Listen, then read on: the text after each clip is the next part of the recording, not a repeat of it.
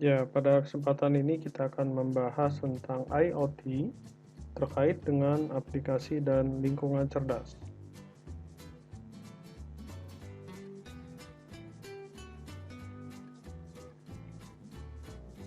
Ya, rekan-rekan sekalian, pada pendahuluan, ya, ini kita akan bahas tentang IoT, di mana distribusi, transportasi, logistik, pelayanan, dan lainnya adalah area di mana penggabungan informasi dan things itu benda ya.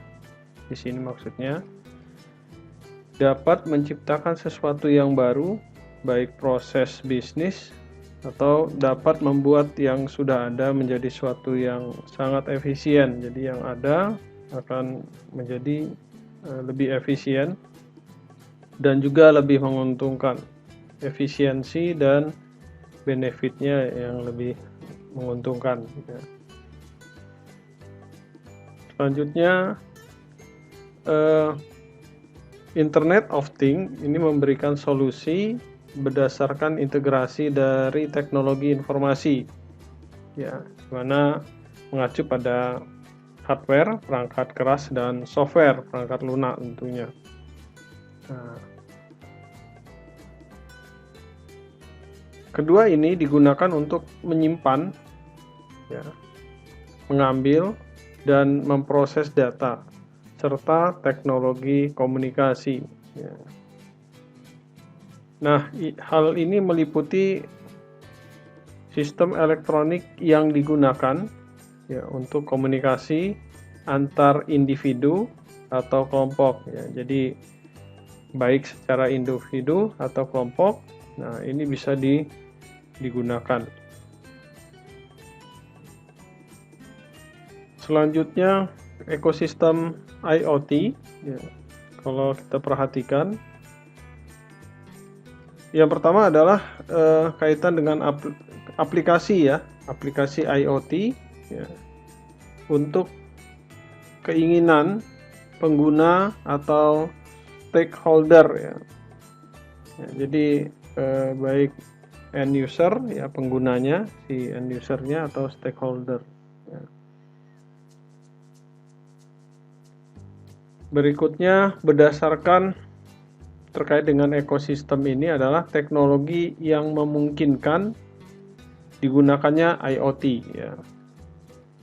Jadi terkadang ya teknologi ini harus juga disesuaikan dengan kondisi yang ada ya.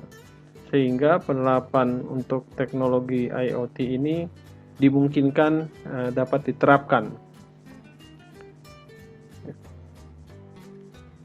Ini contoh gambar gitu ya. Kalau kita lihat ini ada smart ya, automation, kemudian ada robotik dan mesin control ya. Nah, jadi penerapan ini ya dimungkinkan untuk bisa dilakukan dalam IoT. Selanjutnya terkait dengan ekosistem IoT adalah tentunya IoT merupakan pasar yang layak ya. Artinya dengan diterapkannya IoT tentunya pangsa pasar ini akan lebih terbuka, lebih mudah digunakan dalam hal bertransaksi dan jual beli dan seterusnya ya. Nah, kalau kita lihat ya di bagan ya terkait dengan ekosistem IoT ya. Di sini ada platform ya. Artinya platform untuk IoT. Nah, kalau Anda perhatikan device terhubung lewat hub ya. Jadi ada hub ya. Ini device-nya ya. Bermacam-macam perangkat ya, untuk IoT. Itu dihubungkan dengan hub ya, hub IoT. Kemudian juga terkait dengan platform tadi IoT ini terhubung dengan jaringan internet ya. Jadi dapat dilakukannya pertukaran data. Nah, platform tadi memungkinkan IoT melakukan kendali terhadap device atau perangkat tadi secara remote. Nah, ini. Ya, jadi Anda lihat yang bergambar jaringan internet ini seperti awan ini ya. Ya, ini jaringan internet ya, terkait dengan platform IoT dan IoT remote ya. Jadi memungkinkan platform tadi ya itu melakukan kendali terhadap device secara remote ya, device-nya.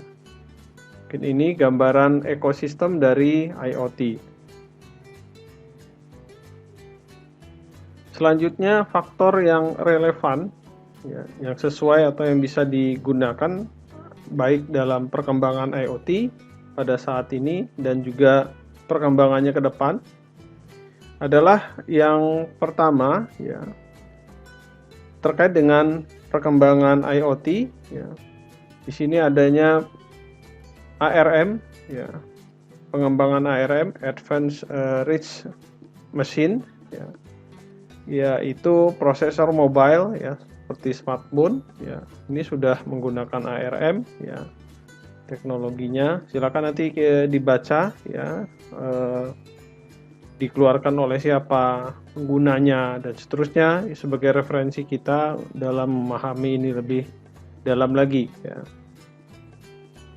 Selanjutnya faktor relevan yang terkait dengan IoT perkembangannya adalah mengenai sensor lingkungan yang heterogen ya. Kalau kita lihat di gambar ya, beberapa tipe sensor untuk IoT sudah mulai banyak diterapkan dalam kehidupan kita manusia ya, baik dari sisi bendanya atau alatnya sendiri ya, dengan interaksi kita manusia. Nah, di sini ada beberapa tipe contoh ya sensor di bidang-bidang atau di bagian-bagian yang terkait dengan penggunaannya sebagai alat bantu ya manusia nantinya ke depan. Contohnya di sini ada untuk temperatur, kemudian ada humidity, kemudian ada position atau proximity ya. Bagaimana akustik ya, suara itu digunakan sensor suara menggunakan di HP atau di alat-alat tertentu ya, kita sudah kenal itu dan beberapa sudah kita gunakan juga gitu ya. Seperti ada vision light gitu ya, lampu ya, kalau siang gitu ya lampunya padam otomatis, tapi kalau dia mulai redup atau sore atau gelap gitu ya otomatis lampunya menyala.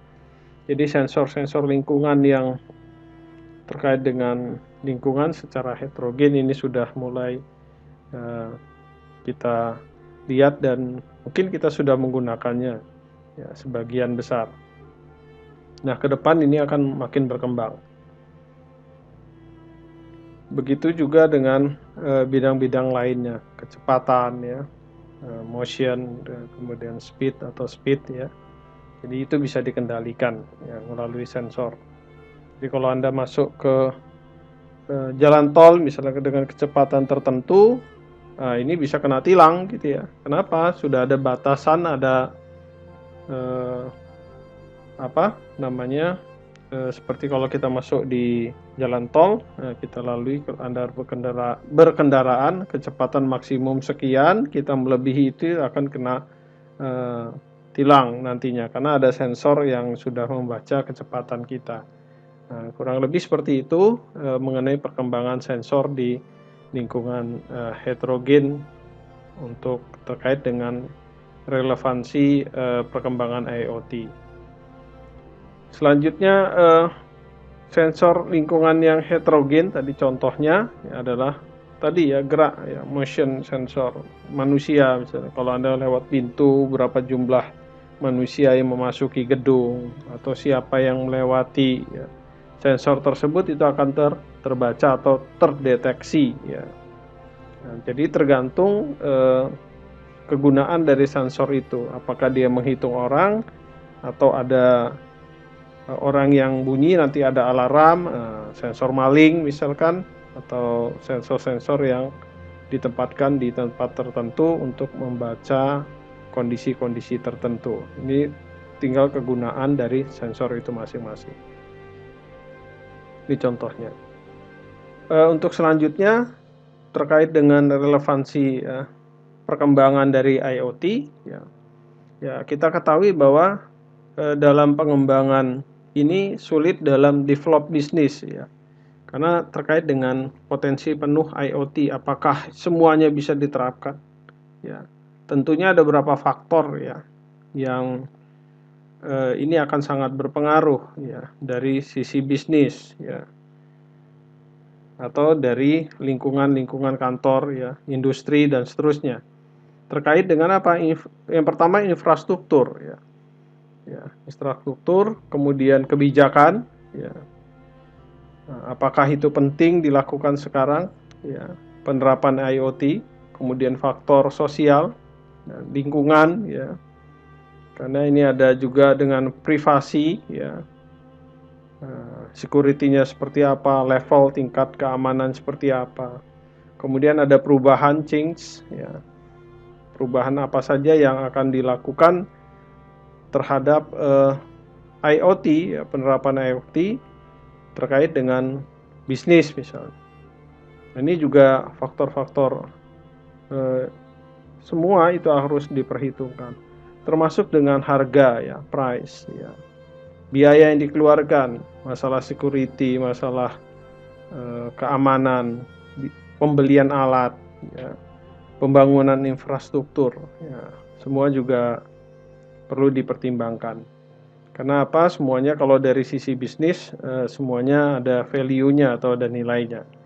Nah, pertanyaannya apakah ini akan dilakukan saat ini atau menunggu ke depan? Nah, itu ada dari masing-masing individu atau kelompok tersebut yang melihat apakah IoT ini layak atau sudah siap untuk digunakan di lingkungan bisnis tersebut. Mungkin seperti itu. Kemudian terkait dengan antarmuka ya. Jadi perkembangan IoT juga perlu dipertimbangkan ya, mengingat jumlah data yang kian bertambah dan kebutuhan untuk konteks terintegrasi akan sekian kompleks ya. Mungkin sekarang diterapkan satu atau dua item, nanti akan terkait dengan item yang lainnya, kebutuhan yang lainnya dan seterusnya.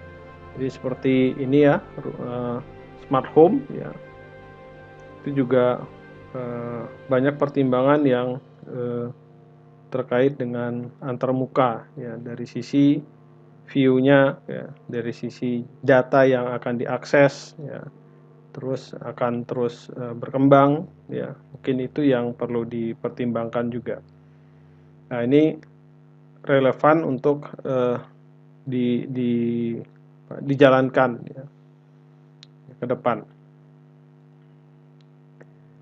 Nah, terkait dengan visi ya, visi dari Internet of Things ya, adalah konsep dan paradigma yang mempertimbangkan kehadiran pervasif di lingkungan berbagai hal ya, atau objek yang meliputi melalui ya, teknologi nirkabel dan koneksi kabel. Jadi ada dua, apakah menggunakan kabel atau menggunakan nirkabel atau yang sering dikenal dengan WiFi. Ya. Mungkin itu yang terkait dengan visi IoT yang pertama. Yang berikutnya visi IoT adalah berinteraksi ya, satu sama lain dan bekerja sama. Jadi dengan hal atau objek lain ya. Jadi antara objek satu dengan lainnya itu bekerja sama dan berinteraksi untuk menciptakan sesuatu yang baru, baik secara aplikasi atau secara service atau pelayanan. Jadi bagaimana itu digunakan ya. Jadi ada suatu hal yang nantinya akan tercipta dari interaksi ini ya. Itu dari visi IoT yang kedua. Selanjutnya visi IoT adalah dalam dunia nyata baik digital dan virtual itu bergabung, berkumpul untuk menciptakan lingkungan yang cerdas ya. Jadi smart environment yang membuat energi, transportasi, kota, dan banyak area lainnya menjadi lebih cerdas ya. Jadi yang biasanya ya lingkungan itu akan menciptakan ya pola pikir, interaksi antara manusia dengan manusia, manusia dengan lingkungannya ya, dan seterusnya ini menjadi lebih cerdas dari sebelumnya ya.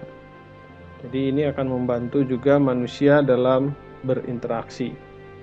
Nah, seperti kita lihat ya pada contoh ya ilustrasi ya, dan ini juga sudah diterapkan teknologi ini ya.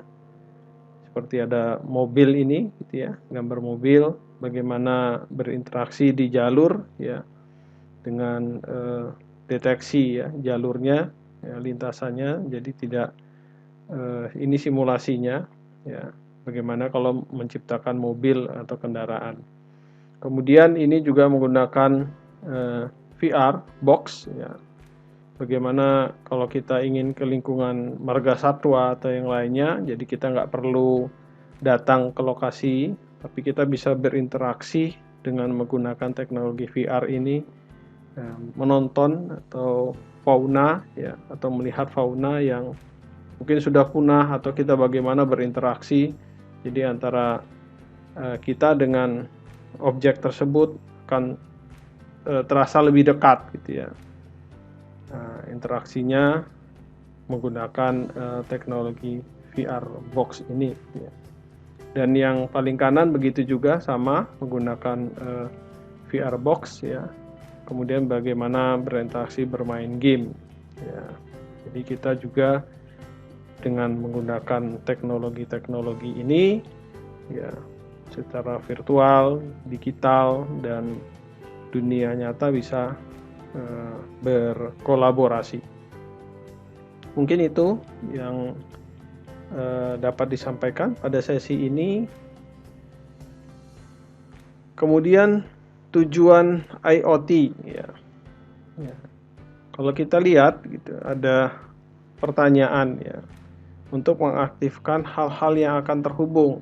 Ada kapan ya, kemudian di mana, where, kemudian what, dengan apa ya, kemudian who, siapa saja. Nah, ini idealnya untuk menggunakan jalur jaringan dan layanan apapun.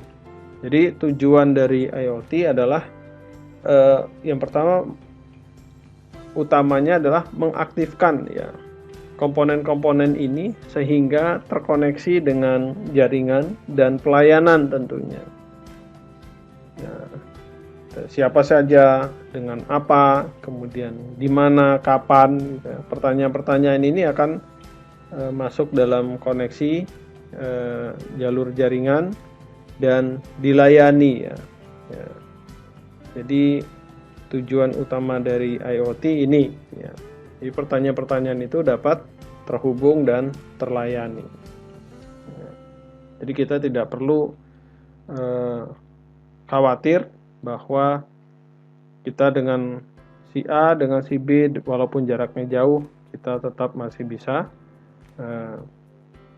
koneksi, bisa berhubungan, bisa melakukan usaha bisnis ya, baik dari sisi bisnis, baik dari sisi pendidikan dan sisi apapun bisa terlayani.